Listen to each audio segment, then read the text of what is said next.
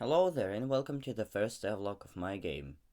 Okay, that was horrible, what the hell. Making a game is very cool and often fun because of various bugs, but also not easy because of said bugs and mechanics.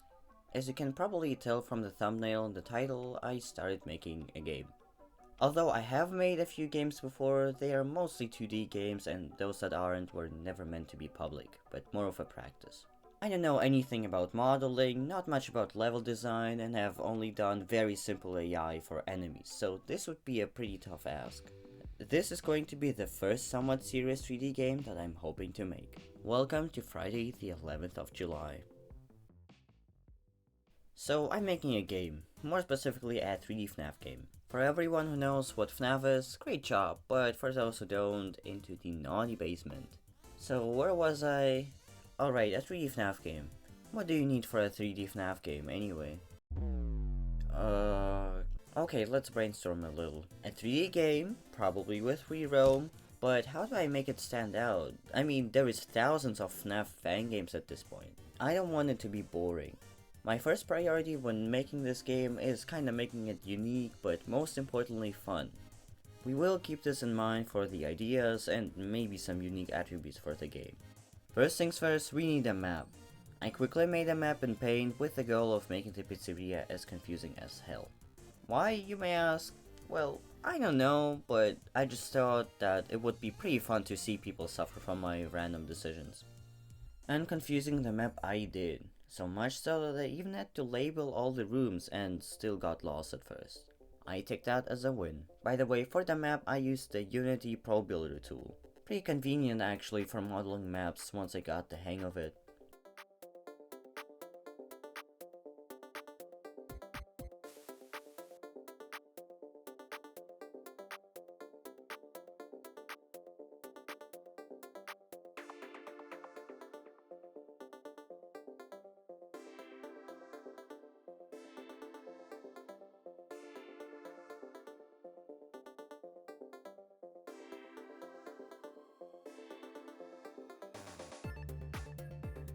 I also added a few rooms after that, like the parts and service room that I forgot, as well as an arcade and a secondary stage room.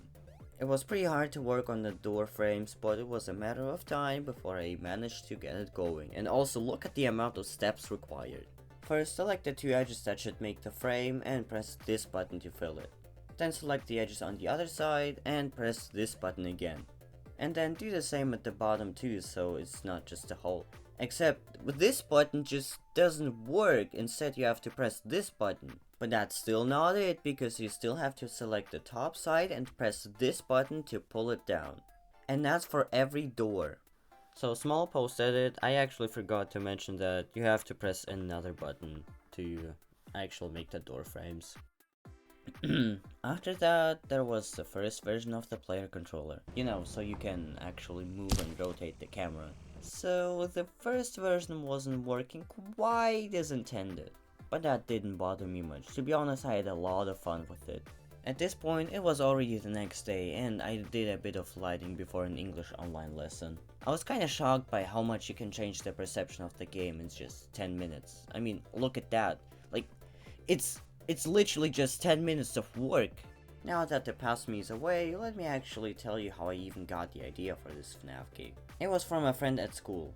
I don't remember what he said that brought me the idea, but I got this idea for an office with an awful lot of monitors. And since that friend really likes FNAF, I wanted to maybe make a small demo in that office that I'm gonna make him play.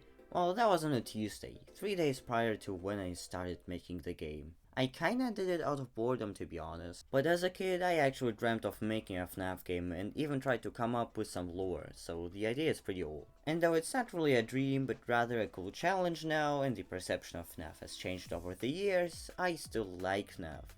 A lot. So I decided to do it. On Sunday, I worked on the controller a bit because the feel of the game is directly connected to the feel of the controller. And let's just say I ran into some interesting issues. He's on the floor, poor guy. It kind of looks like the light is orbiting around him. Now, I think it's a good time to mention one of the cool mechanics that I came up with, since it's kinda related to the controller. I wanted to make a FNAF game where you can both free roam and still have a FNAF 1 like office experience. Like you free roam, but once you wanna stay in the office, you can just click a button and you just sit there without having to move. Kinda like a chair that you sit on and then you can free roam again if you want. Well, you'll have to. I recently watched an Astral Spiff video where he played 3 really cool FNAF fan games. The first one, FNAF New Destiny, had a mechanic with filling up the generator. Since if you don't fill it up, well, it dies and... Now I already had something like this in mind actually, because I will for sure try to balance the free roam and the office aspect. So for now I just thought of you having to shut off the generator every once in a while to keep you from camping in the office. So I added this ray system where the player shoots a ray from the camera and checks if there is something in front of him. This is essentially how I managed to make a button for shutting off the generator and for the gray cube in the office that is supposed to be a chair. So far every button in the game works that way actually. Now back to the timeline. I wanted to texture the map a bit, so I just grabbed a random floor tile sprite and slapped it onto the ground. Nope, no I didn't, lol. See, the floor and the walls are one object, and if I try to slap the floor material onto the floor, it selects the whole object. Luckily, it works on faces as well. Phew. But then I had the worst time with actually matching all these tiles. I just thought that they would match because they did with the default texture, but they just didn't. So I decided to do it later, just like a responsible game developer would. I made a floating clock in the office and let's do the doors. I mean, how is it even a FNAF game without the doors, right?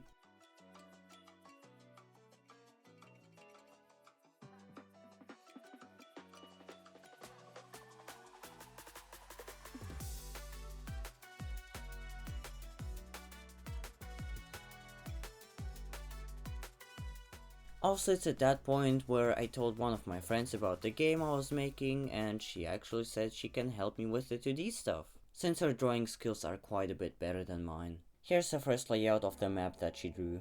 By the way, fun fact, my friend came over and shut down my laptop, so I lost some footage and progress on the map. Conveniently, after that I also ran out of space on my disk and another recording died. Alright, back to the montage.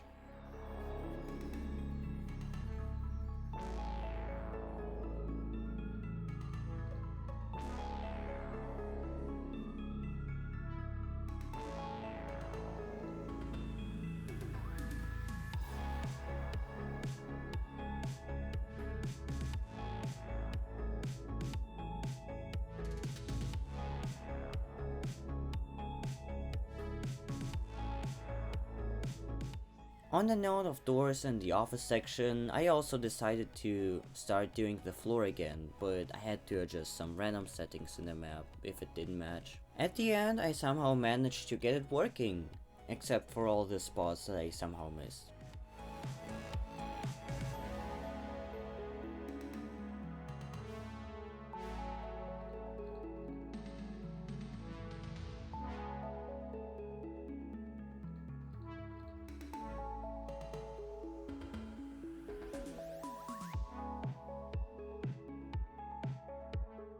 But then I think that the main character had enough and actually decided to get wasted. Then it was about fixing the map a bit and... I hate her. The next day brought the working doors. And also the map that the player will carry around.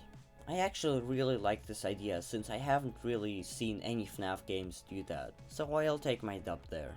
Although there probably is a ton that do. Also, to make the animations look cooler, I added easing to them. Basically, you give 2 values and there's an equation that eases it out, that I don't really know how it works to be honest. I just used the built-in function in Unity, lemao. Here's how the map looks as of writing the script by the way. Then I wanted to make cameras that, you know, it's a FNAF game. But even now it isn't really done, only the base is done because I also wanted to not just open cams full screen like in FNAF 1, but rather zooming in, and that requires a very different approach.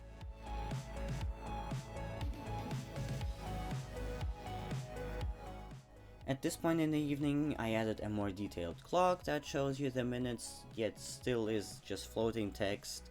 Also, I finally started doing the animatronics, or rather animatronic. I didn't want to make anything fancy, but my goal for the animatronics that will move is to roam, see the player in a range, follow him and be able to lose him, see the light that the flashlight is emitting, and finally hear you running.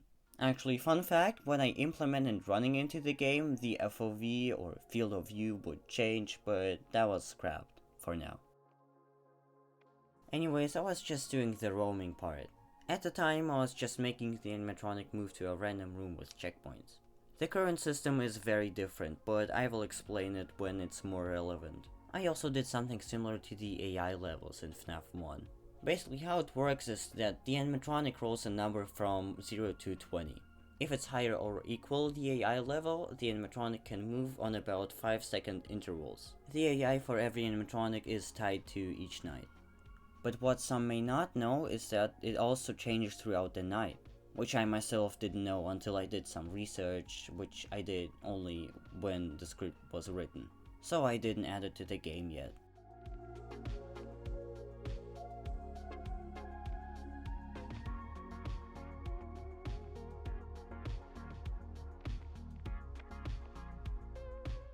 Also, kind of off topic, but I love how the animatronics look like Tic Tacs with a VR headset. Either way, after that I decided to model. The last time I opened Blender was over 2 years ago, and it was only for about a minute. After which I said hell nah and skadoodled. At the very beginning of the development, I set myself a goal to only use my own models for the game. Or at least model a bit, since I had no experience whatsoever. I knew that this is gonna be kind of a challenge, and a challenge it was. I haven't done much so far, but to be fair, Blender has a pretty steep learning curve. Earlier, I tried making something like a mechanical clock that would be around the pizzeria, but I never finished it. It's pretty hard to actually know what to do because I didn't even know how to smoothen stuff. My clock was very low poly and I had no idea how to fix that. Over time I did get better, but overall I haven't done much in Blender. But there is actually a reason why I wanna do the models on my own. See, I actually have already made a FNAF game. Kinda, let me explain. A few years ago I started making a FNAF game and you know, it was pretty mid and I don't think it would stand out much. And in that game I used some random ass models of chairs, tables and so on. And in that point I didn't even know what was free to use and what was stolen anymore. And while in this game I possibly might use free models from the internet, I see a cool opportunity to redeem myself by at least learning Blender a bit. Also note, that game is not public and was never finished. It doesn't even have a proper name, and neither does it really have mechanics. Speaking of public games, if you wanna check out my public latest game I made and support me, there's an itch.io link in the description. It's basically just an endless 2D survival game. You may experience quite some bugs though, just saying. I would really appreciate checking it out. It's free and pretty fun actually. Oh, and the other game on my profile? Well, we don't talk about it. Anyways, back to the current game. So I started modeling a very basic 3x4 monitor and actually got it this time. Doesn't look great, but it's better than this cube for now. This is all not the end result.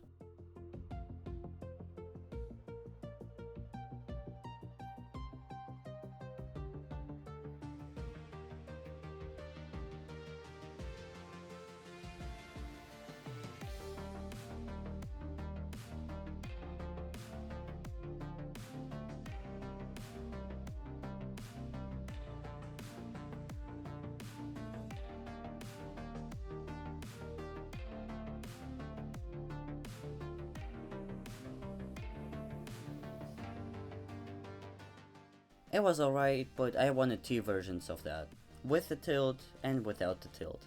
Now, after putting them in the office, I did get something similar to what I imagined, but with fewer monitors, but that was already enough. And that was it for the day. A pretty productive day, I should say. I didn't do anything the next day because I was busy though. On Wednesday, I started with the advanced animatronic checkpoint system that I'm gonna explain now. Let's say we have an animatronic in the main room. Now we want him to move somewhere, but we can't just let him move to the office right away. So I made the range system. Every room gets a few checkpoints that the animatronic can move to, and every room gets a range assigned. It varies from 3 to 0. The further the room from the office, the bigger the assigned range. For example, the main room is range 3, while the party room 4, that is directly on the right to the office, is range 1. When the animatronic moves to the room, it takes the room's range, and once it arrives, the clock starts ticking again for the next move. And for different ranges, there are also different probabilities. For instance, if the animatronic is range 3, there is a 45% chance that he will move to a range 2 room, and a 55% chance that he will move to a range 3 room. The 0 range is used to indicate that the animatronic is by one of the office doors. Depending on where the animatronic even is, it either chooses the left door or the right door, although that doesn't seem to be working quite right yet. And I haven't looked into it yet since it didn't really bother me. Phew, I hope that was not too overwhelming. Got some bugs with the checkpoint system, as always, that I went on fixing and called it for the day. Also kinda started working on the chase AI, but didn't do much.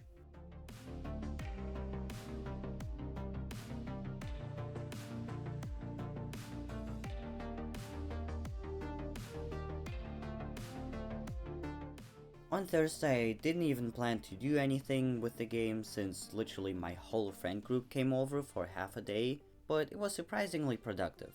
The first thing I did was lights in the office and a bit more animatronic testing. It's also then that I got the idea for door power. From the very beginning, I didn't want to make the doors drain generator power.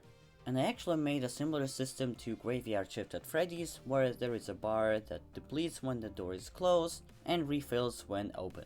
Back to my game, I made these cool looking bars next to each door that kinda remind me of the security breach power bars. I don't know, that might just be me.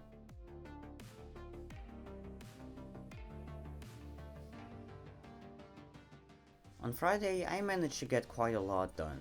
First, I made smooth rotation for the office sitting part, so there's finally an animation. While working on that, I also did a bit more camera stuff and actually got a cool mechanic for it. In most FNAF games by far, the tablet or whatever is used for cameras, well, is only used for cameras. But I wanted to add something to it, so I decided to make something with a Windows 95 feel, where you log in and have one or two apps besides the camera system. I added some sort of a background customizer app that is currently completely unfunctional and a single incredibly dark camera. Nice. Also, as of writing this, I already got an idea for a game on the computer, like in Fears of Fathom for example. You know, the typing minigame from chapter 5. Either way, I then concentrated on the chasing. Now I didn't really have an idea on how to make it, so I went to ChatGPT. Don't worry, I don't use it often, but it really helps with pointing at the right direction and explaining when I really need it. So I started working on it, which was not very easy because I didn't understand much at first what and why, but eventually I figured it out and started adding it. Only problem is, I didn't record most of it because it was like 9 PM when I started and maybe 1 AM when I finished, and I was simply too tired and logged in to start the recording. And my storage wouldn't be very happy either. So how does the chasing work? The animatronic has 3 states so far: idle, chase, and patrol. When idle, he's just on a stage and doesn't react to the player. Patrol is basically the checkpoint stuff, and that's where he actually can see you.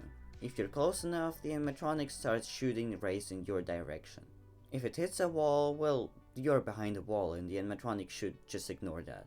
There is also the viewing angle of the animatronic that is considered when shooting the ray. And only within viewing range you can be shot by the ray. Then the animatronic follows you until he loses you, where he still follows you for 1.5 seconds but then stops and goes back to patrolling. And since I added crouching around that time, I temporarily made so that the animatronic can't see you when crouched. When the animatronic loses you, it just applies range 2 to its position and then the checkpoint system starts again. I really hope this is not too hard to follow.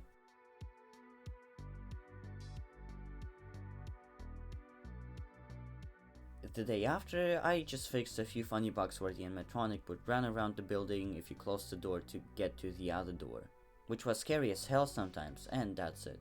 I've been working on the game for a bit over a week, and this is all the progress that I have made.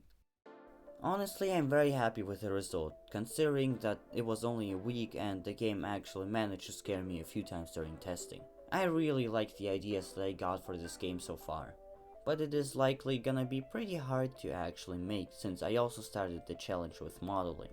I do have some free time, but I still can't predict when I'm gonna make a new video, since the pace of starting a game is usually the quickest, but refining is the long part. And honestly, making a game is way funner than making a video. I would also love to hear your suggestions for any game ideas and feedback for the video, because I've never done such scripted game dev videos. Also, I would very much appreciate if you visited my itch.io page. But I'm also grateful that you watched the video until the end. This is really nice of you. I already have some new ideas for the game that I'm gonna share in the next video. Thank you for being around, and I will be around too. Maybe.